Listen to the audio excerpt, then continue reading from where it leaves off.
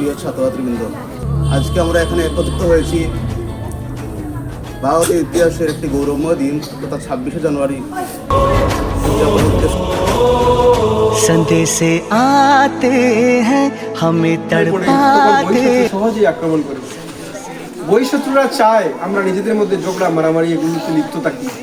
আর যদি আমরা নিজেদের মধ্যে সাম্প্রদায়িকতার বিভাজনে বিভক্ত হই তাহলে বাইরের শক্তি সহজেই আমাদেরকে দুর্বল করতে পারবে। घर कब आगे के घर कब आओगे, लिखो कब आओगे।